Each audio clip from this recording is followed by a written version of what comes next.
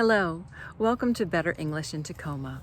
My name is Linda, and today I'm going to be reading to you from The Story of God's Love for You by Sally Lloyd-Jones.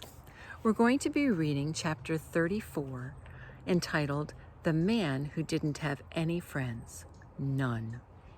It's the story of Zacchaeus from Luke chapter 19. There once was a man who didn't have any friends, none. Do you have any friends? Well, of course you do. But not Zacchaeus. Poor Zacchaeus didn't have any. You're probably wondering why. Was it because he was so short? That's not a reason not to like someone. Was it because he had a name that was hard to say? Well, neither is that. Even though he was short, and he did have a funny name, it wasn't that. No, people didn't like Zacchaeus because he stole their money. Zacchaeus collected taxes. Taxes were what people had to pay the king. But Zacchaeus took more than he was supposed to and kept the extra money for himself and made himself rich. Everyone knew what he was up to, and it made them cross and grumpy. They didn't like Zacchaeus one bit. So they made sure he knew it by doing things like avoiding him, and walking on the opposite side of the street, and pretending not to see him, and whispering things like, "There's that nobody who thinks he's a somebody," loud enough so that he could hear. Anyway, one day a huge crowd gathered by the road. Jesus was coming to their town, and everyone wanted to see him. Zacchaeus wanted to see Jesus too, but everyone was too tall. He tried jumping up and down, but that didn't work. He couldn't see a thing.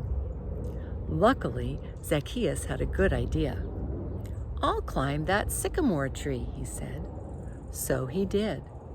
He was surprisingly good at climbing trees for a man who was so unusually short that he had to take a flying leap just to get to his chair in the morning. From the tree, Zacchaeus had the perfect view all the way down the road. Another minute, and suddenly Jesus was at the tree. He stopped and looked up. Zacchaeus saw Jesus, and Jesus saw Zacchaeus. "Zacchaeus," Jesus said, "I'd like to come over to your house." Zacchaeus almost fell out of the tree. Come over to his house? No one ever wanted to come anywhere near his house, let alone inside it.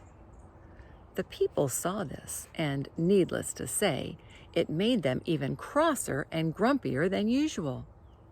They mumbled and murmured and muttered, "Why is Jesus being kind to that big sinner? Doesn't Jesus know about him?" Zacchaeus scrambled down and took Jesus to his house.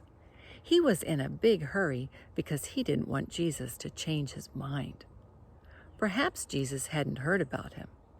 Perhaps Jesus didn't know how he had been stealing, and how no one liked him, and how he didn't have any friends. But Jesus knew. He knew all about Zacchaeus and the stealing and everything, and he still loved him. Zacchaeus was ashamed. "Lord," he said, turning pale, "what I've done is wrong. But now I want to do the right thing. I will give the money back to everyone, 4 times what I stole." And that's just what he did. Jesus smiled. "My friend," he said, "today God has rescued you." Jesus loved Zacchaeus when nobody else did.